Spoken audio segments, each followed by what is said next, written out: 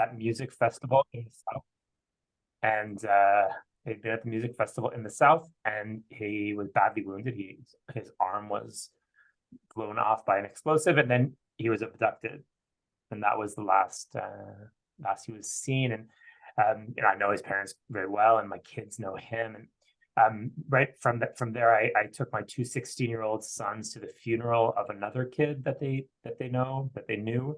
And they had to, experience a funeral of a very young person with his parents and, with his sisters and everything that you can imagine. I have a former colleague of mine, a TV cameraman, actually, a lovely guy who lived in and filmed in southern Israel along the border. He was murdered with his entire family in their house.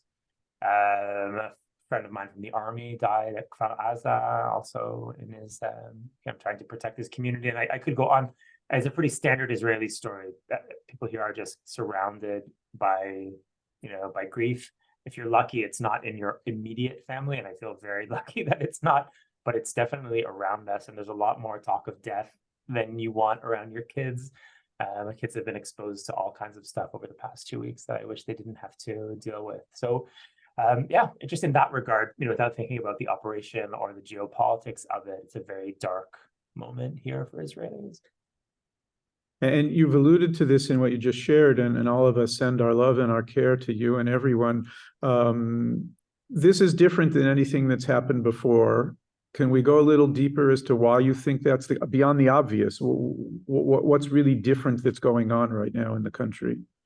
So there has been a surprise attack in the past, a devastating one, and that was the attack on Yom Kippur, which, by the way, happens almost exactly 50 years to the day before the October 7th attack. The Yom Kippur War breaks out on October 6th, and it also happens on a Jewish holiday. So there are clearly echoes, but that was an attack against soldiers on the front, which I was going to say it was a distant front. In Israel, it's not a distant front, but it's not in the homes of civilians. And this attack, it unfolds in the living rooms and bedrooms of Israeli families exactly like me. And the targets of the attack are children and mothers. And it's a level of brutality. It's a kind of medieval barbarism that we haven't really seen here. I lived through the years of Hamas suicide bombings, so I know what Hamas is, and I've seen what they have tried to do in the past, but it never played out on this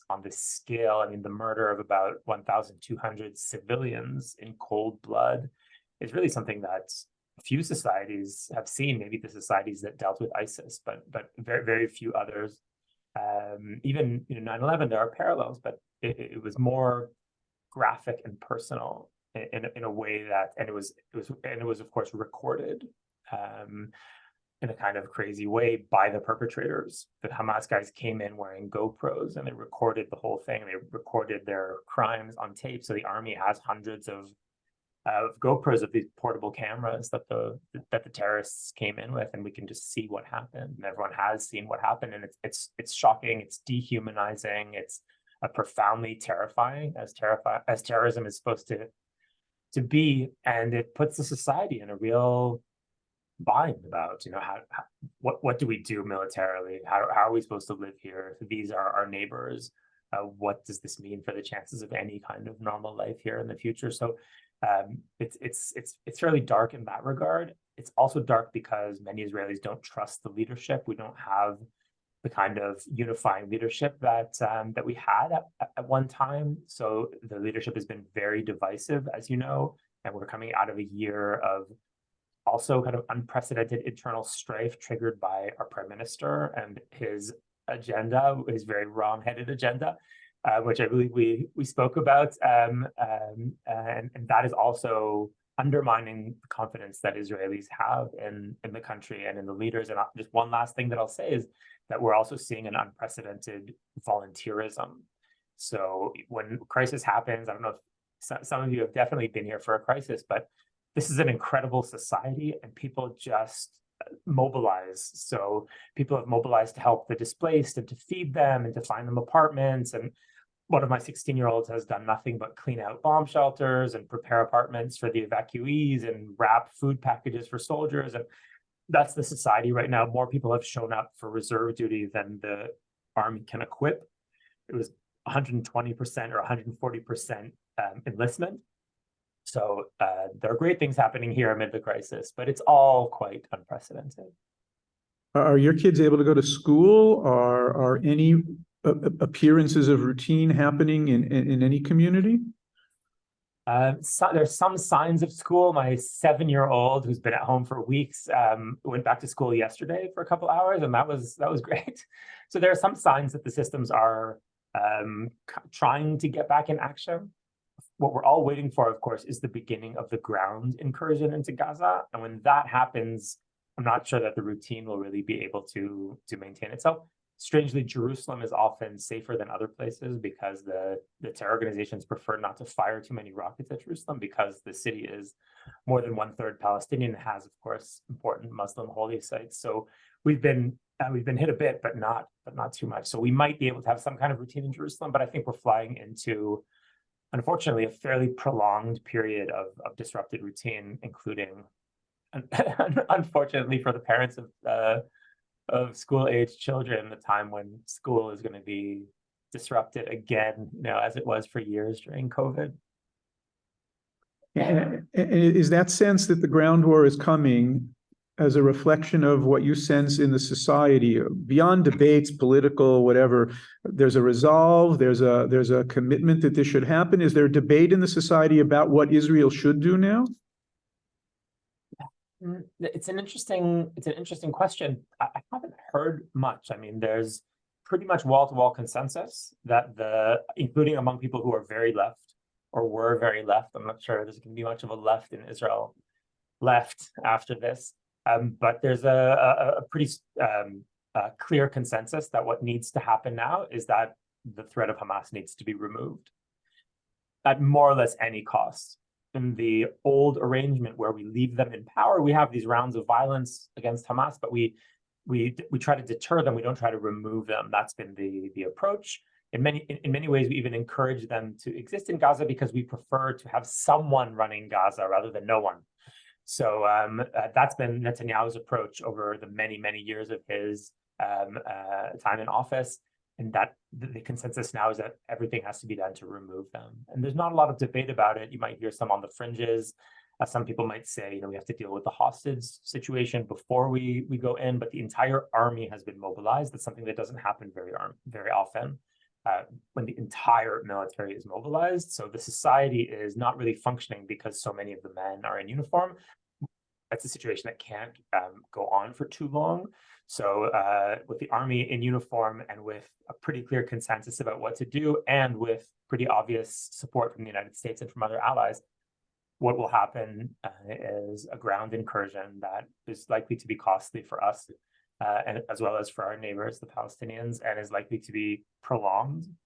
And the goal of it will be to destroy Hamas, kill as many Hamas fighters as possible, get to their leadership and remove them. It's going to be ugly. I mean, it's going to be very ugly. And the kind of backlash, kind of protests we've seen in America and in Europe over the past couple of days, we'll see more of it as initiative shifts to our side.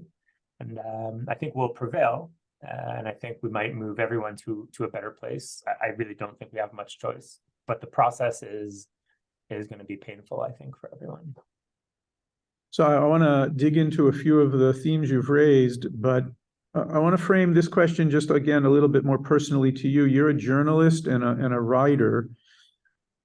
How would you go about expressing what's going on to the larger world? What would your article say? What would be the message you would want? Because maybe we can help. You can't see, I'm sitting in front of a very large group of people who are paying very dear and close attention to what you're sharing and who are very engaged and interested in this. So if you were writing the article that we would then take as talking points, what would it say? Well, actually, I'm going to put in the chat the article that I just wrote, which just came out. There it is, see? I will share. We'll share that with all of you. So, okay. Yesterday in the here we go. Yesterday evening, it was published in the Free Press in Barry Weiss's. Okay. All right. We will see that everybody can have access to that. That would be lovely. It's a look at the historical resonance of the moment, and A lot of people have written about the actual event. There's not that much to say about it at this point. I think people understand that what we saw was really kind of Genghis Khan level barbarism. And I'm saying that as an Israeli who's very moderate. And there's really no other way to understand this. It's all on film. Everything was filmed, and there are videos that haven't been released and should not be released because they show absolute worst things that human beings can do to each other. There's not really much point, I think, in going over that again. What I read about is the feeling that we're back in 1948, the return of 1948 after 75 years. Hamas is an organization that doesn't accept the existence of Israel in any borders. It doesn't exist, as we've seen, the existence of Israelis in any borders. And it feels for Israelis like we're back at an existential moment where a lot of different things could happen. And that's what that article is about. It also looks at one of the most incredible texts in the history of Zionism, in my opinion, which is a eulogy delivered by Moshe Dayan at Nachal Oz, which is a kibbutz along the Gaza border in 1956. And I'm not sure if any of you are familiar with the eulogy. I was interviewing evacuees from Nachal Oz. Nachal Oz is one of the kibbutzim that was hit by the terrorists coming out of Gaza. They were evacuated from Nachal Oz to kibbutz Mishmar HaEmek in the north of Israel, a kibbutz which is famous for a battle that took place there in 1948. And I started to think about the early years of the state, where we were then and where we are now. And in the early years of the state, Moshe Dayan came to Nachal Oz, to that same kibbutz, and delivered maybe the ultimate summation of his Zionist ethos. And it's about 300 words. It's really short. It's very much worth reading, and you'll see parts of it in the article that I wrote. And he talked about the role of our generation and the cruelty of our fate. And in a striking way, he in a way I think that no leader would be able to get away with now. He recognizes the validity of the Palestinian side of the equation. He tries to explain to the people at Nachal Oz, one of whose members had just been murdered by Palestinians in the fields.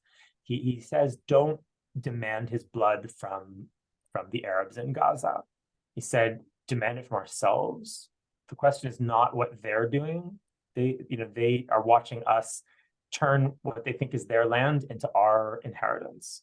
And millions of Jews are speaking to us from the ashes of Europe, telling us that they need a land. They need us to settle this land and create a state. But don't forget that there are people watching you from the other side of the border and hating you, and never let your guard down. And he said what happened here is that this young kibbutz member who was 21, he was blinded by the quiet of a spring morning, and he didn't see the gleam of the knife. We weren't paying attention. We forgot the cruelty that lurks on the other side of the border.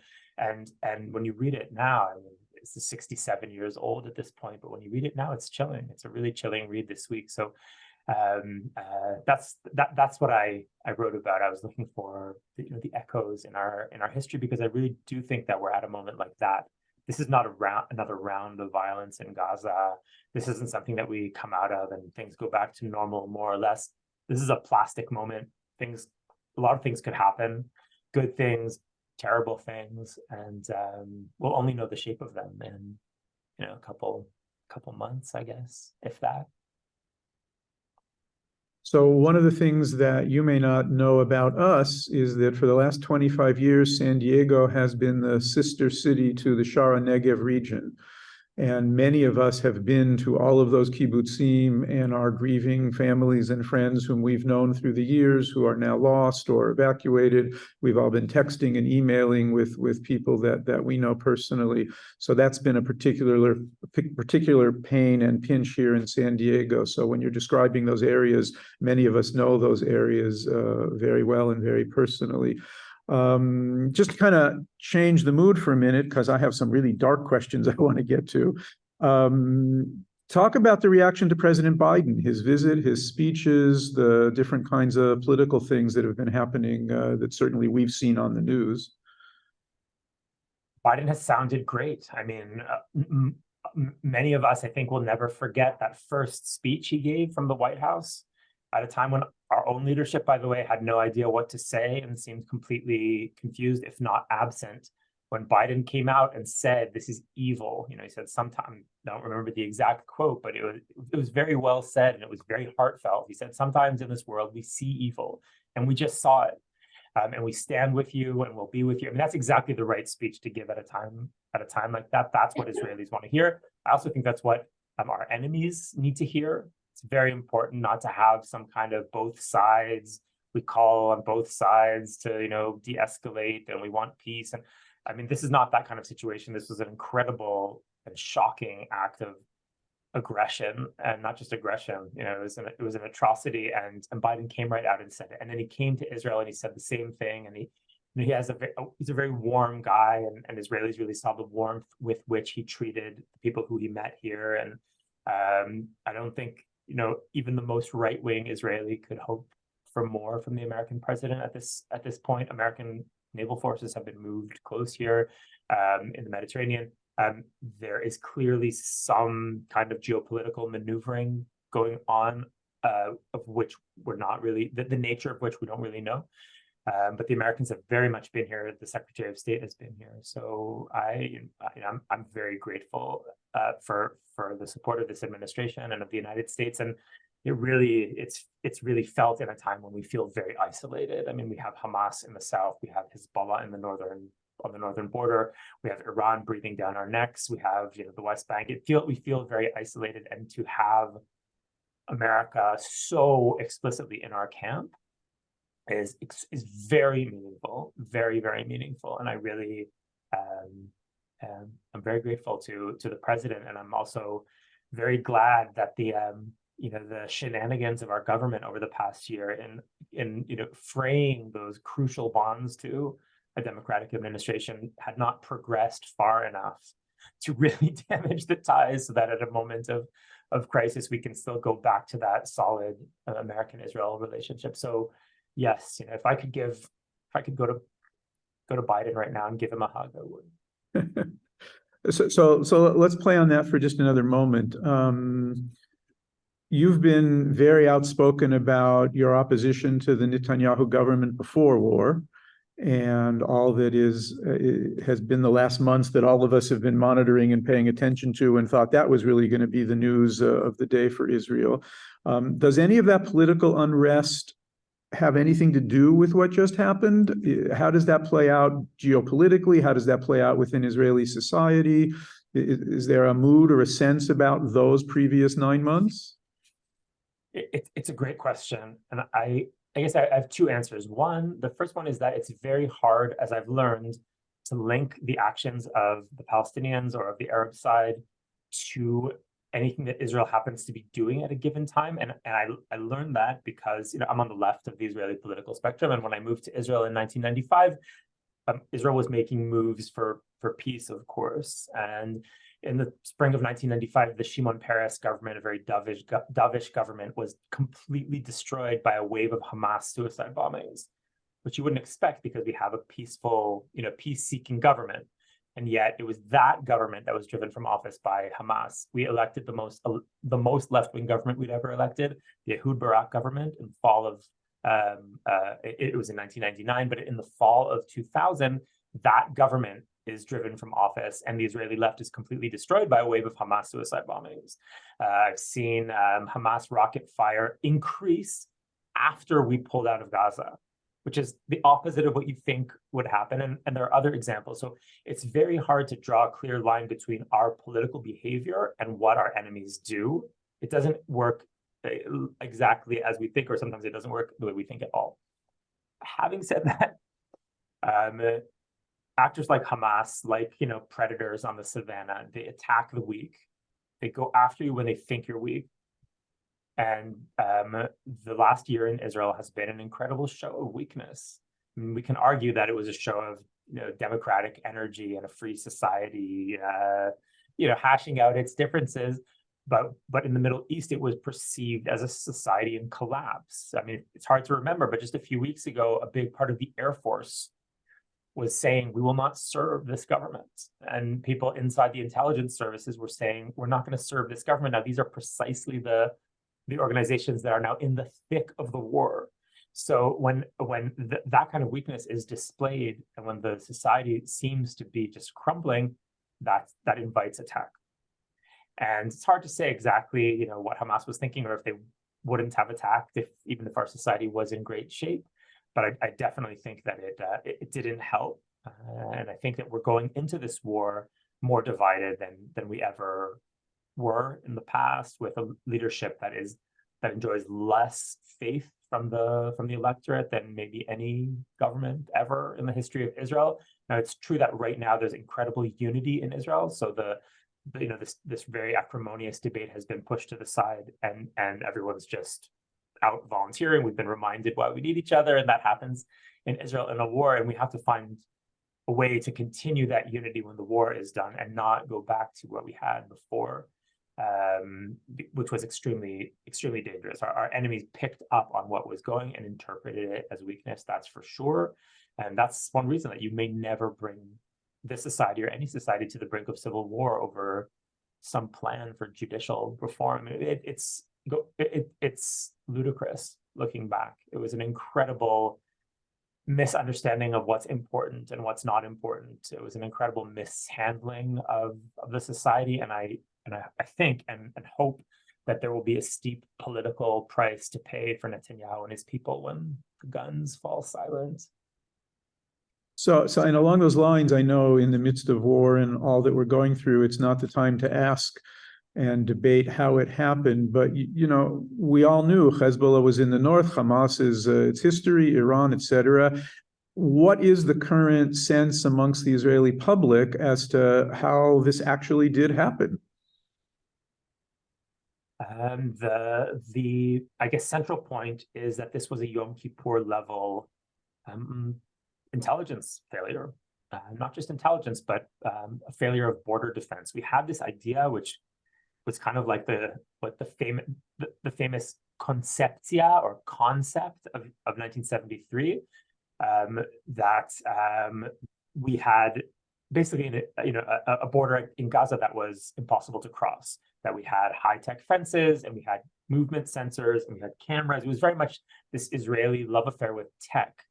We had drones and we had all kinds of fancy mechanisms that meant that you could not get through this border. And behind the tech, it seems that the army was asleep.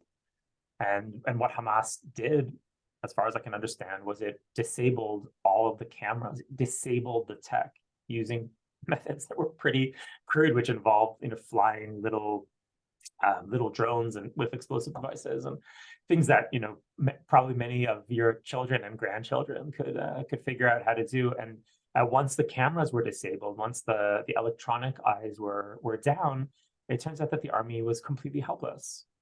And they just ripped, they kind of broke through the fence and drove into Israel in their thousands.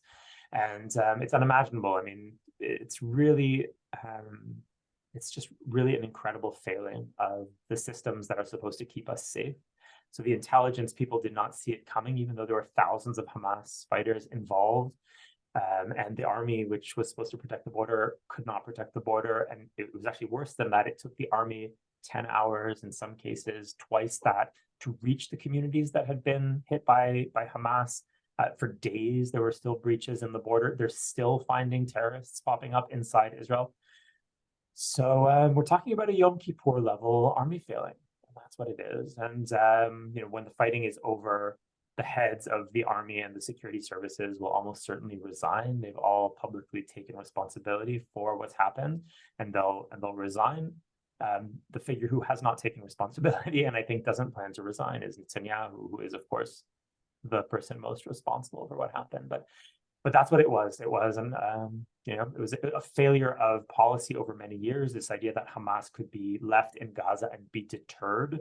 That's very much Netanyahu's idea. He would allow the money from Qatar to go into Hamas to kind of keep things going in Gaza, so that at least we'd have someone running Gaza. And I think in some ways he saw that Hamas as a valuable counterweight to the Palestinian Authority.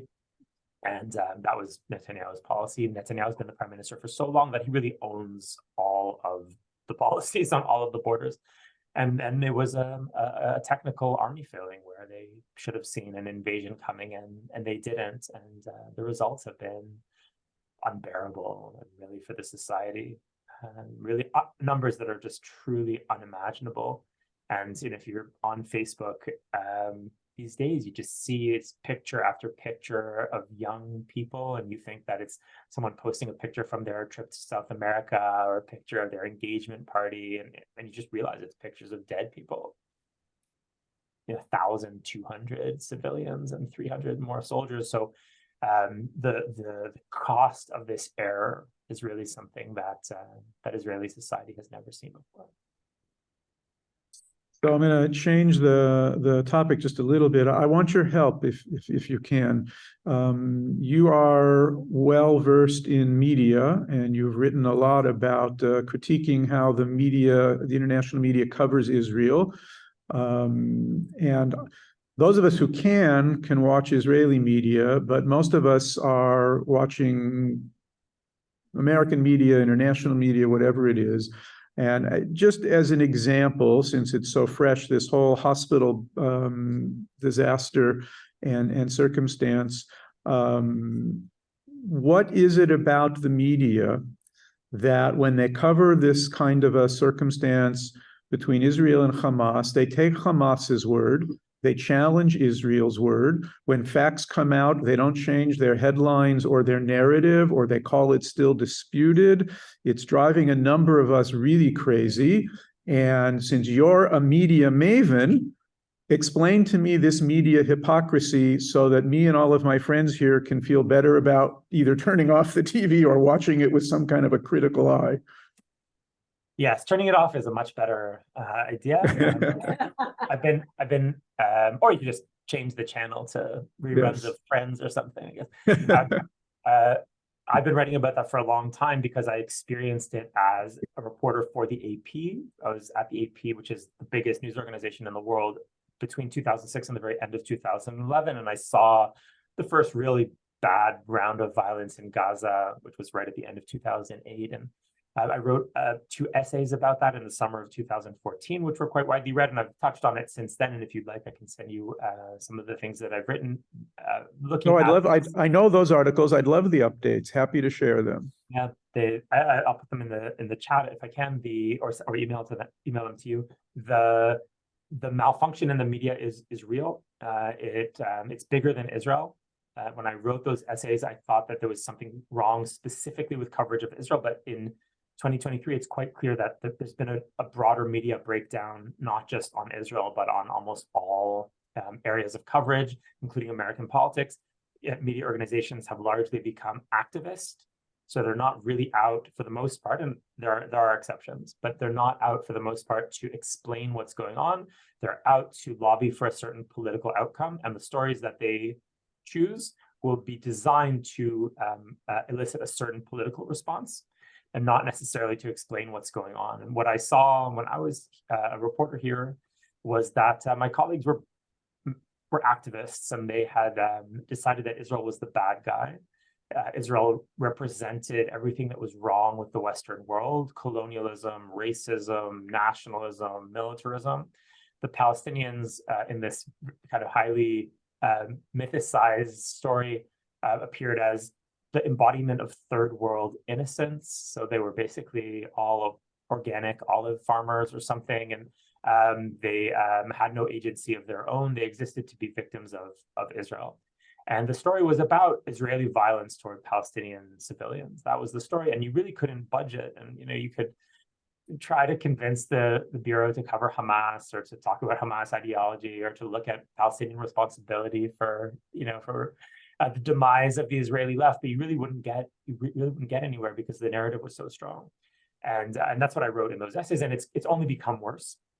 The stories are often selectively reported, and sometimes they're completely fabricated. And the story that you mentioned, I think, is a great example. We just had really a demonstration in real time of how this works, of how Hamas manipulates media coverage inside Gaza, and how the press allows itself to be tricked into serving as a loudspeaker for Hamas propaganda. And what happened was that the foreign press was given a report from something called the Gaza Health Ministry, saying that a hospital had just been bombed in Gaza by Israel and there were 500 people dead. Most of the foreign press is not in Gaza. The reporters are in Israel or in London or in New York, and they're getting their information from Palestinian reporters who live under Hamas control, which means that they either support Hamas or they fear Hamas. They're not going to cross Hamas. And the sources of information in Gaza are Hamas. So the Gaza Health Ministry is Hamas. And Hamas says, Hamas is, of course, desperate to change the narrative of the war. They need to make people forget how the war started. So they're trying to come up with an Israeli atrocity that will allow them to change cause and effect, so that they'll be able to claim this war was not started by us massacring more than 1,000 civilians. It's actually about the massacre of Palestinian civilians by Israel.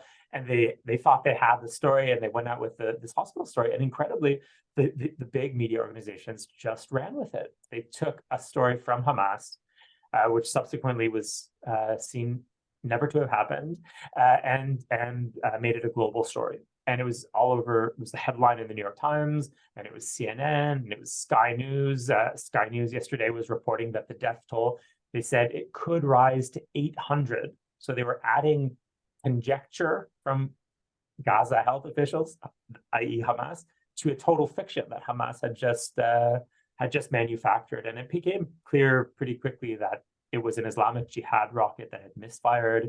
Now we know that the death toll is in the dozens. Which is, of course, tragic, but it's not 800. But it was too late. The story had gone around the world. There were riots across the Arab world. A synagogue in Tunisia was burned. There were huge riots in London. The president had meant to meet Middle East leaders during his trip here this week. Many of those meetings were canceled as a result of outrage about this hospital attack by Israel that never happened, but which was reported and pushed as a major story by a press that is, I mean, I think I could call them gullible, but after 15 years of covering these wars in Gaza, right, we've been covering them since December 2008, that's 15 years. If you're still playing along with the Hamas script for coverage, if you're still accepting the Gaza Health Ministry as a source for stories, that is Hamas, if you're still passing on Hamas propaganda and laundering it through your channel, it's very hard to call this a mistake at this point. You know, it's very hard to see it as an honest error. So we all need to be very careful about everything that we're seeing and reading. Well, so two questions just to follow up, right? Just to emphasize what you're saying. So isn't there some senior editor somewhere? Isn't there somebody in charge who says, wait, I get this. This is Hamas. This isn't real. Isn't there somebody somewhere policing this? And my second question is, so what sources should we turn to? We want good information. Where should we go? Well, I'll answer that question, the second question first. The source is me, obviously. You just need to come to me. We're gonna call you every day, Matti. I'll let you sleep a little later than 6 a.m., but we're gonna call you every day. And everything that I say is completely true, unlike everyone else. So I'm happy to have solved that problem for everyone in San Diego. The first question is a good one, and the answer is no. There is no responsible adult who you can call and say, listen, man, you're getting this completely wrong.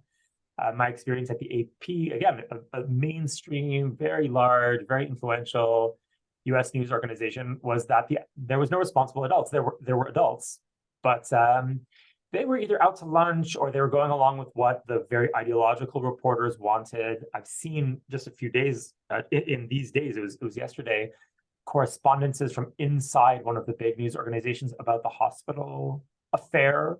And I saw the responses of the most senior editors at this news organization, and they were abominable. They were absolutely irresponsible, and no one was saying, "Wow, we really messed up. We, just caused real harm in the world by being, bad journalists." They were saying, "No, listen, we never said that the hospital was hit. We quoted Gaza health officials. We quoted Palestinian officials saying it. We didn't say it happened. We quoted them saying it happened." And the correspondent, who's more on our side, said, "Okay, but you didn't say Hamas gave you the story. And they said, well, Palestinian officials does describe Hamas. So, I mean, the level of incompetence, again, at best, incompetence, at worst, utter ideological cynicism is really not something you can underestimate. And this is what's in play in these organizations. Much of the work is being done by, I mean, in Gaza, it's being done by people who are Palestinian and either support or fear Hamas.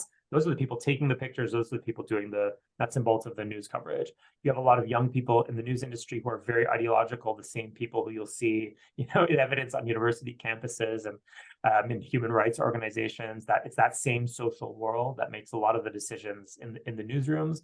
And then you'll have older editors who either, don't care or understand where the ideological winds are blowing and go along with it. There are very few people who are interested or capable of saying this was, an enormous error of judgment, and we apologize for it. They're doing everything to avoid saying that. So, other than your own writing, what do you read or watch? Well, actually, in the past 2 weeks, I must say I've tried to watch as little as possible, just to know what's going on and to understand the scope of events. But I don't want to see the kind of horrific violence that you'll see if you're looking at video footage right now. I mean, we're seeing things that 10 years ago you would never have seen. And I understand that this is the truth. And, there is some value to seeing the truth in all of its unadulterated horror. But I'm trying to kind of keep myself safe and keep my kids from seeing things that are too awful. I look at Israeli news sites. The Times of Israel does an excellent job of doing the daily roundup of news. I check it a lot, even though I could read a Hebrew site just as easily. I find that the Times of Israel does a really commendable job of just telling you what's going on a given day, and it's become really a vital source.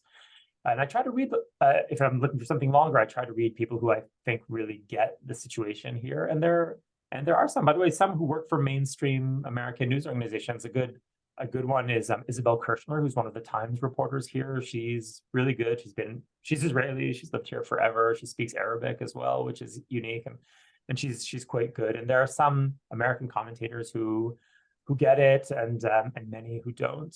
But generally speaking, I try to read local news, people who are on the ground, who can give me a sense of what's going on. And I try not to get too involved with the headlines of a given moment, or headlines that seem driven to seem designed to elicit outrage. I've been trying to stay off social media to the extent possible. And I think this is going to be long, and it's very upsetting, and we have to kind of manage our sanity here so that we can make it to the other side intact. I think, by the way, community is extremely important, which is why I'm so happy that you guys are all together. And I've found a lot of comfort in our own synagogue here in Jerusalem and in the support of community. I think it really can't be overstated how important it is to have a community, a space to gather, leadership that can say the right thing at the right time, which seems that you're doing, Rabbi Shulman. So I think that's also incredibly important.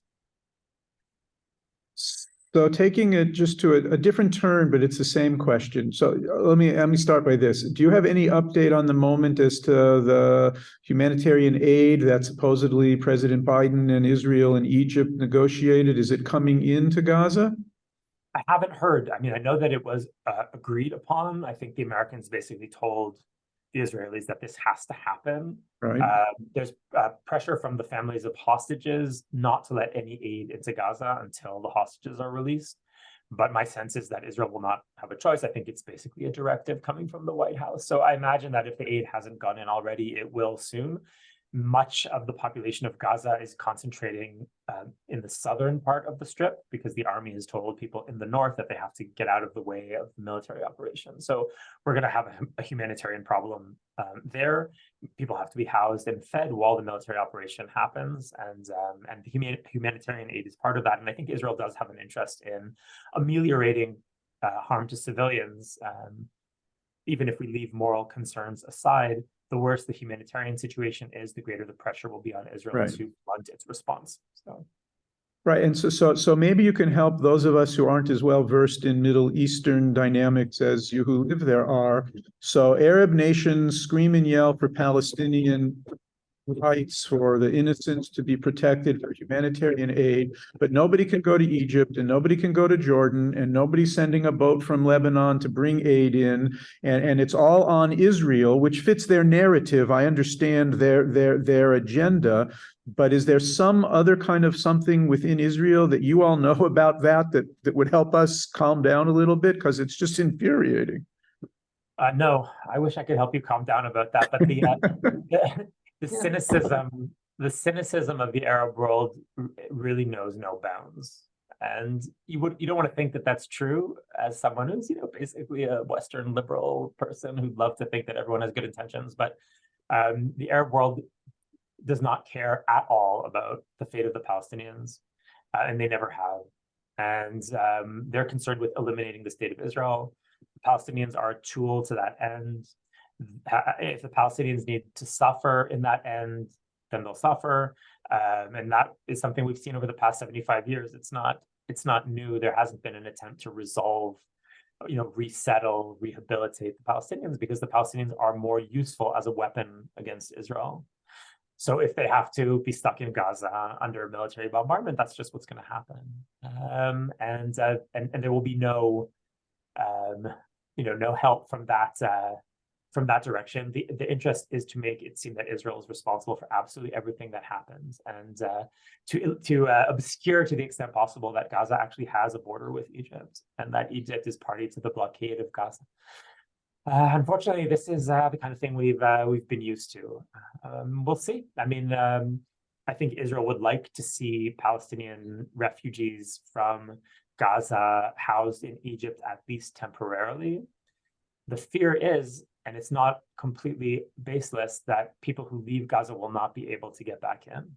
That what happens now might turn out to be more permanent than it seems. And of course, there is a precedent for that, and it's 1948. Where people left their homes believing it would be temporary and have not gone back 75 years later. So there is this fear on the Palestinian side and in Arab states that if you let Palestinian refugees move, that situation will become permanent. And I think that fear, again, is not baseless. There is something to it, and that's definitely much in play. That's definitely very much in play at the moment.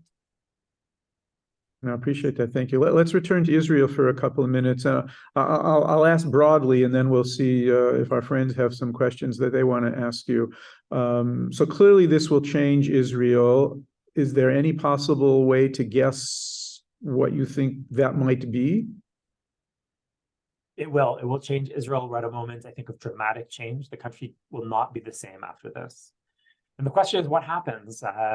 What happens after, let's just assume, a successful outcome to the military operation? Let's assume we're in a better place militarily in a month or two or however long it takes. And then what happens? In my worst case scenario, the extreme right is seen to be vindicated by what has happened, because of course the Hamas actions are an illustration of what people like Itamar Ben-Gvir think that the Arab side is. So it's very hard for moderates like me to come back and say, people want peace, they just want normal lives, let's do what we can to enable it. Israelis have seen on video who our neighbors are and what they support. So that could fuel the politics of the extreme right. On the other hand, this government of the extreme right just brought upon Israel what might be the worst catastrophe in its history, and might have discredited itself by doing that. Israelis might have just seen what it looks like when the right wing runs the country, and that might actually push people more toward the moderate center, people like Benny Gantz, who are responsible adults. And people might say, okay, this experiment with extreme right politics really backfired. Let's go back to a saner way of handling our national life. And that's also possible. What I would like to see happen is the emergence of a new leadership from this crisis and new ideas. We need to be reborn like in 1948. I don't think we can just stumble forward after this. I think we need a kind of an update of Zionism. We need new people who can tell us a new story about what we're doing here and why it's important and what we do now. in wake of this tragedy. I haven't seen it. I feel like our leaders don't really have the words. They're not laying out a vision for us. And ironically, the words that we've needed have come from President Biden. They've come from leaders who are not our own leaders. And sometimes they've come from American Jewish leaders. There's a wonderful sermon given by Rabbi Angela Buchdahl in New York on Shabbat. I don't know if any of you heard it. I just happened to see it online. But the words that the society needs are not coming from our own leadership, and I think we need new ideas about this place. And I hope that this crisis shakes us in a positive way and leads us to really think about how much we need unity, how much we need to figure out a way to make this place work. So in the best case scenario, we come out of this crisis more unified than we were going in and stronger. And I hope that's what happens. So your friend Tom Levy wrote a question in the chat, Matti. He wants to know, he says, you were a soldier on the ground in the Lebanon war. What are the biggest challenges facing the IDF in a ground war in Gaza? And how does Israel prepare for that? Hi, Tom. Prevail. Thank you. It's smaller here. Thank you very much for that question. I was a soldier in what we called the security zone in South Lebanon at the very end of the 1990s. I wrote a book about it called Pumpkin Flowers, and the Lebanon experience really informs, I think, the Israeli military understanding of any situation where you could potentially get bogged down. Israel goes into Lebanon in 1982 with some idea of how it's going to reshape Lebanon in our favor, and ends up getting stuck there for 18 years. In a way that's quite similar and eerily reminiscent of what happens to America in Iraq and Afghanistan. You go in with one plan, you go in to fight one enemy, you end up fighting a different enemy, you think you're going to leave, you can't leave. You wake up, 15 years have passed, and then you have to get out in some ugly and humiliating way. So I think that the main challenge here is not getting bogged down. Whatever happens in Gaza has to happen, and then we have to leave. So there has to be a very clear exit strategy. That's the challenge.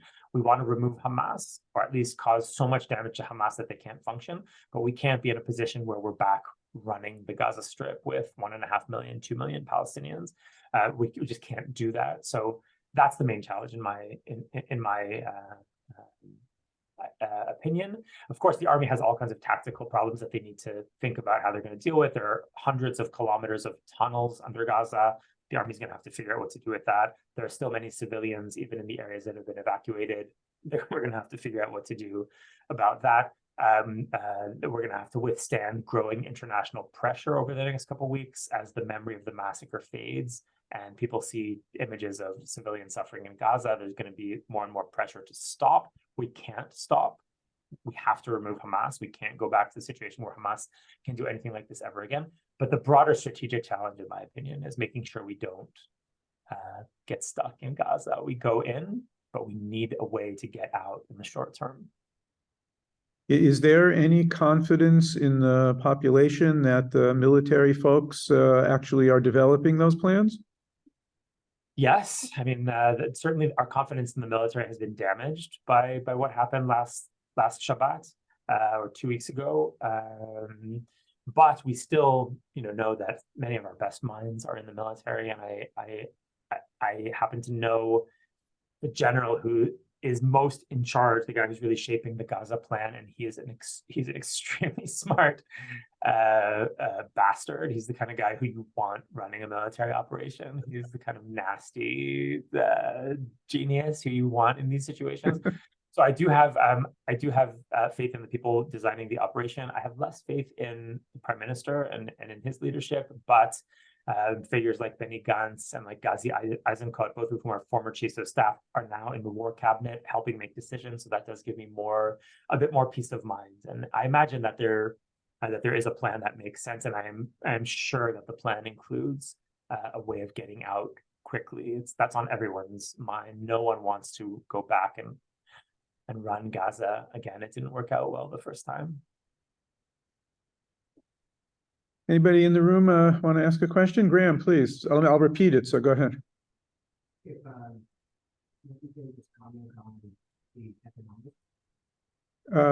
Matti, were we asking if you can comment on the economics with two parts? First one is that understanding some of the food shortages. Understanding food shortages and the kibbutzim and where people are relocated and things like that. Secondarily, I'm very focused Israel on also the lack of confidence in the Israeli government and how the religious parties are still trying to take some of the money out. And then Graham's second piece is he's hearing from Israeli friends that there's still some concern among people that the religious parties are still trying to bleed the government of money for their purposes, and maybe this isn't the time for some of that agenda. The first question is about food. So why that comes together? Why that? Yeah, go ahead, Graham. Go ahead. Yeah. Why that comes together?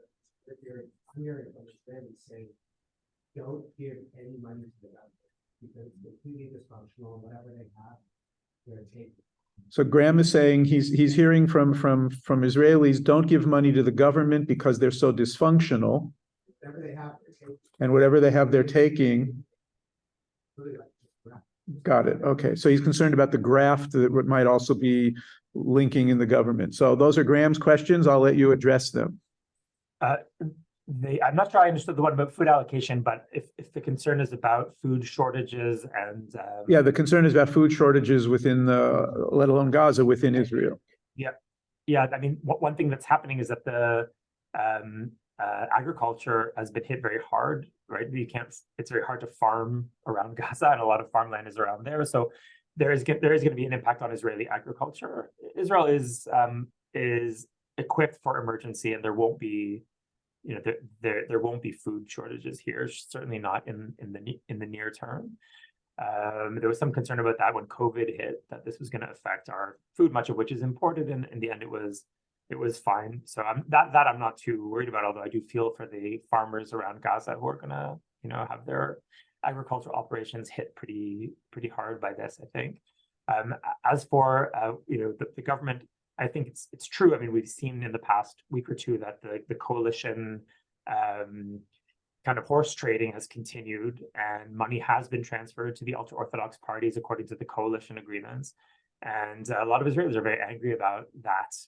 It feels like all resources right now should be funneled toward the people who've been hit by this war, and not to people who evade military service and milk the government for money. There's anger about that, and some of those funds have been frozen. If you are donating, I would absolutely say that your money should be very carefully allocated. Make sure that it's going, if you want this to be the cause, make sure that it's going to rebuilding the Gaza communities or helping people who need help now. And there are a lot of people who do need help now. We have about 100,000 people displaced, and there's a lot that can be done right now. In general, I think it's, you got to be careful of the official organs, just not all bad, but you just have to make sure that your money is actually going to get to the people who need it most. And I would also say right now, there's just an incredible desire to give. And where there's which is unbelievable, and it's an indication of just the incredible identification that many Jewish people are feeling right now with Israel. I've heard numbers of donations in the past week or two, and they're astronomical. And as a measure, leaving the actual money aside, just as a measure of the sentiment that people are feeling, it's quite incredible. But I think it's easy to waste a lot of money in a crisis situation. People want to give.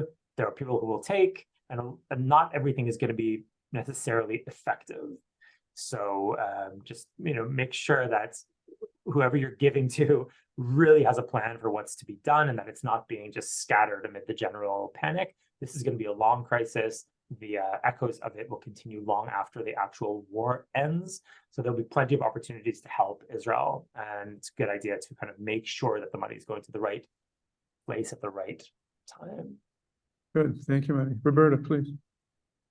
I'm going to assume that Israel is successful in eliminating Hamas from Gaza. Roberta's going to assume that Israel is successful in eliminating Hamas from Gaza. But is there concern about who fills that void? Is there concern about who fills that void in terms of governing Gaza? As you said, it can't be Hamas, and Israel doesn't want to control again. Yes, I mean, that's the concern.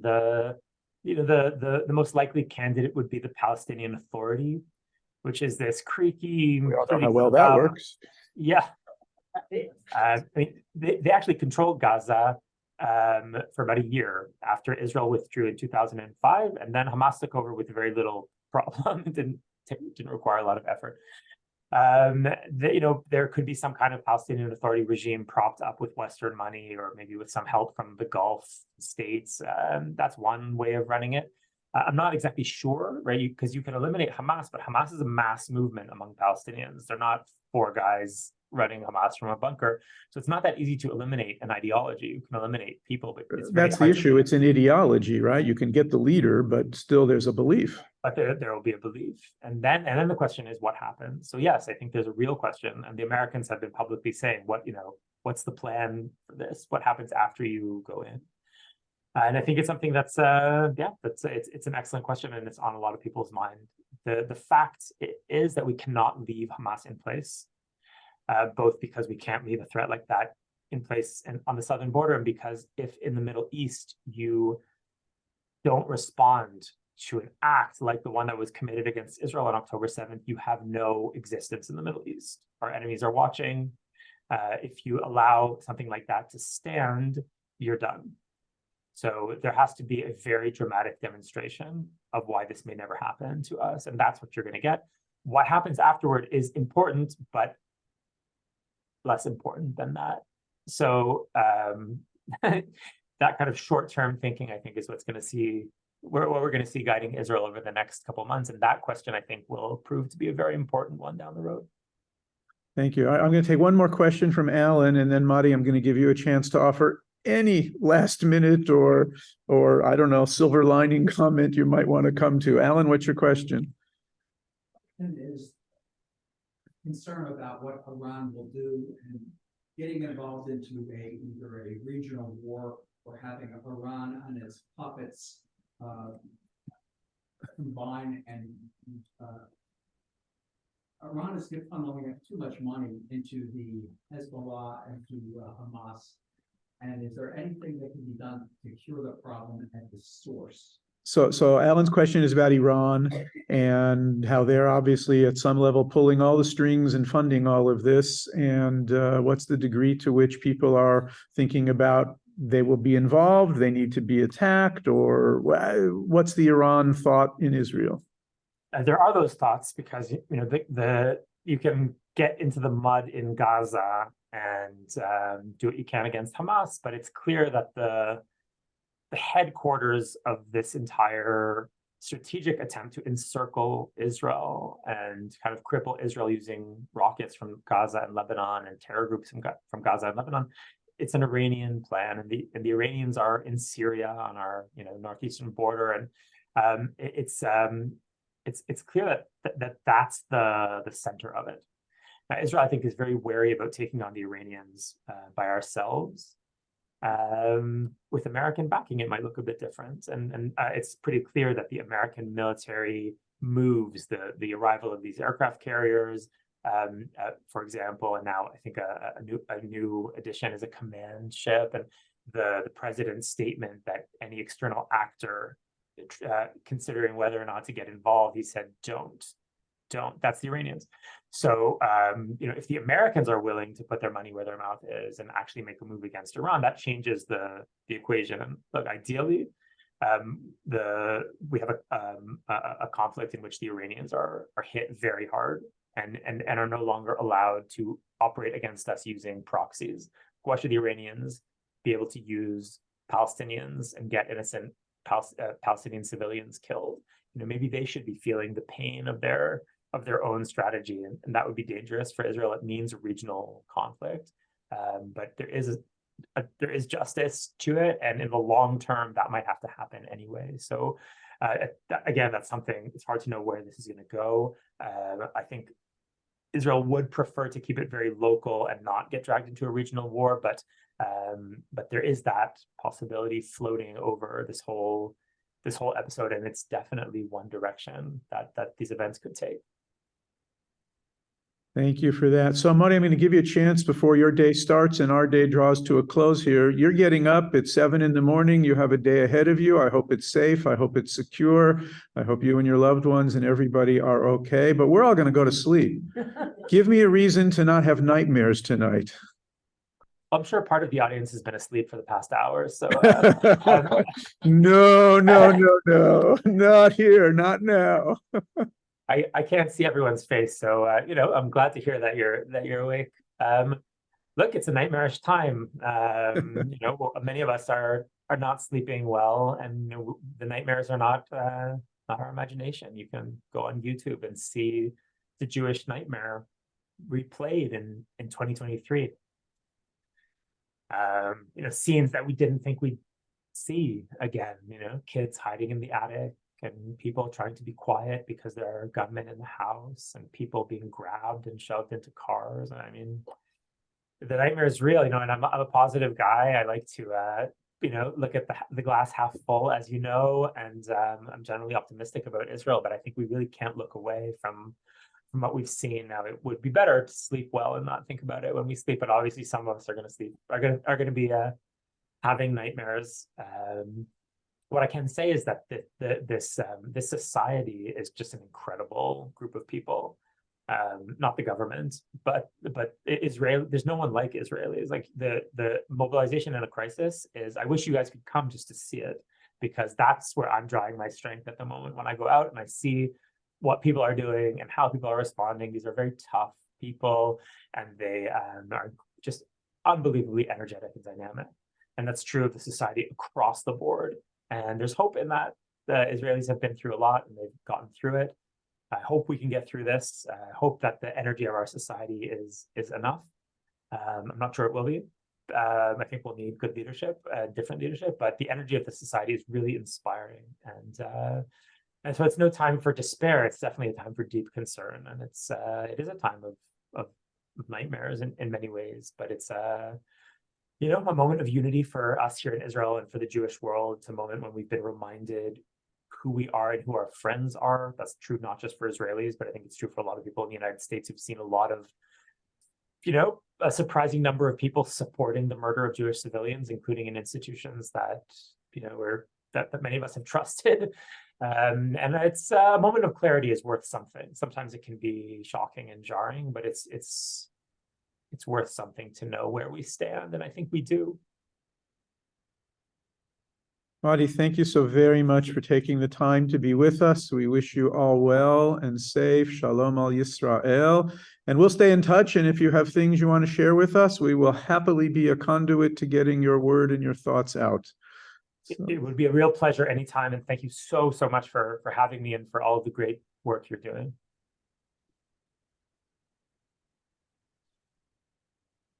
All right. Thank you, Matti. We'll talk again soon. Be well. Shabbat shalom from over here. Thank you. Shabbat shalom.